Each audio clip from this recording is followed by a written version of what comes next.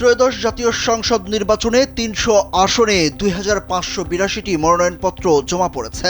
এখন চলছে মনোনয়নপত্র যাচাই বাছাই। শুক্রবার যাচাই বাছাইয়ের দ্বিতীয় দিনে হেভিওয়েট কয়েকজন প্রার্থীর মনোনয়নপত্র বাতিল হয়েছে। তাদের মধ্যে নাগরিক ঐক্যের সভাপতি মাহমুদুর রহমান মান্না ও জামায়াত ইসলামীর সহকারী সেক্রেটারি জেনারেল হামিদুর রহমান আজাদ রয়েছেন। ঋণখেলাপি হয় যশোর ৪ আসনে বিএনপি মনোনীত প্রার্থী টি.এস. আইয়ুবের মনোনয়নপত্র টেকেনি।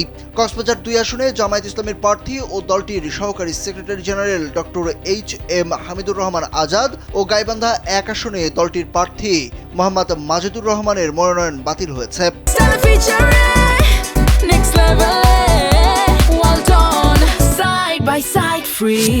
কুড়িগ্রাম ৩ আসনের জামায়াতের প্রার্থী মাহবুব আলম সালেহীর মনোনয়ন স্থগিত হয়েছে। এছাড়া জাতীয় পার্টির বেশ কয়েকজন প্রার্থী মনোনয়নপত্র বাছাই পর্ব পার করতে পারেননি। বগুড়ার ৩টি আসনে ৭ জনের মনোনয়নপত্র বাতিল হয়েছে। জেলা রিটার্নিং কর্মকর্তা ও জেলা প্রশাসক তৌফিকুর রহমান জানান, বগুড়া ১ আসনের স্বতন্ত্র প্রার্থী শাহজাদি আলম লিপির ১% ভোটারের স্বাক্ষরে গোলমাল থাকায় তার মনোনয়নপত্র বাতিল করা হয়েছে।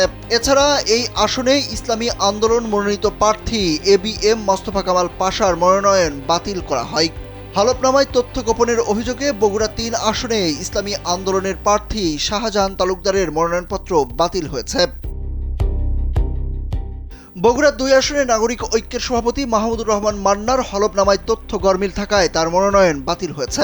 জাতীয় পার্টির প্রেসিডিয়াম সদস্য সাবেক এমপি শরীফুল ইসলাম জিন্না হলফনামায় সম্পদের বিবরণীর ফর্ম দাখিল না করায় মনোনয়ন বাতিল হয়েছে। এছাড়া গণ অধিকার পরিষদের প্রার্থী সেলিম সরকার ও স্বতন্ত্র প্রার্থী রেজাউল করিম তালুর মনোনয়নপত্র বাতিল করা হয়েছে।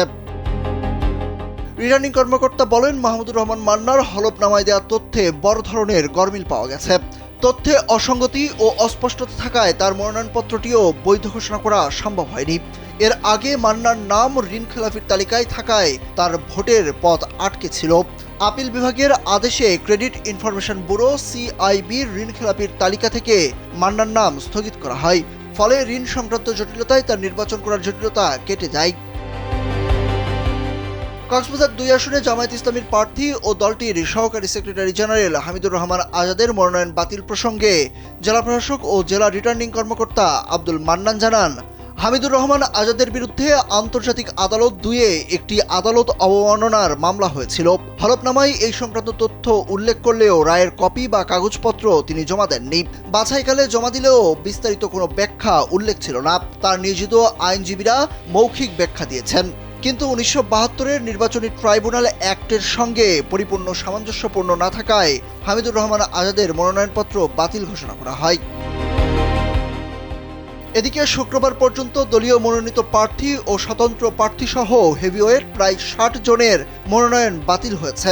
তবে যাদের মনোনয়ন বাতিল হয়েছে তারা ৫ থেকে ৯ জানুয়ারি পর্যন্ত আপিল করতে পারবেন।